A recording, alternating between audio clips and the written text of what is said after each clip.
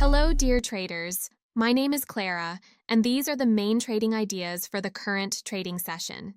First of all, let's discuss the situation with gold. The pair is trading at $32.55 per ounce.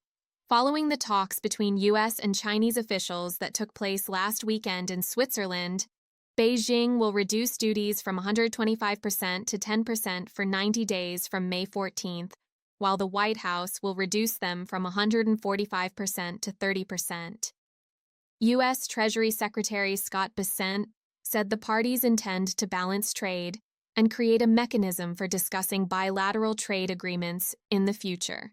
In turn, Vice Premier of the State Council, He Lifeng, called disagreements between countries with different economic systems the norm, emphasizing that contradictions should be resolved through dialogue on an equal basis.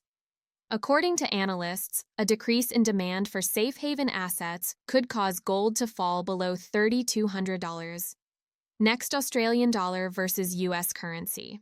The pair is trading at 0.64. April labor market data in Australia will be published on Thursday. If the statistics disappoint and turn out to be worse than expected, then the likelihood of further easing of monetary policy by the Reserve Bank of Australia will increase, since inflation remains in the target range of 2 to 3%. However, according to preliminary estimates, unemployment will remain at the same level of 4.1%, and employment may slightly decrease from 32.2 thousand to 20.9 thousand. Additional pressure on the Australian dollar is exerted by the strengthening of the American currency, which received support amid progress in negotiations between the U.S. and China. And finally, oil. Brent crude is trading at $65.20 per barrel.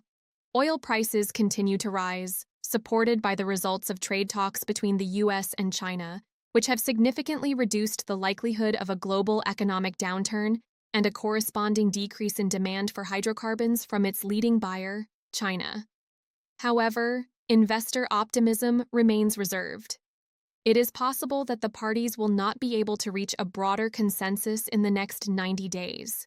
In addition, experts are concerned about the planned OPEC plus increase in oil production by 960,000 barrels per day from April to June, and the likelihood of signing a nuclear deal between Iran and the U.S., after which some of the sanctions imposed by Washington on Iranian oil exports will be lifted. So these are the main trading ideas for now. Thank you for your attention, and don't forget to subscribe to our YouTube channel.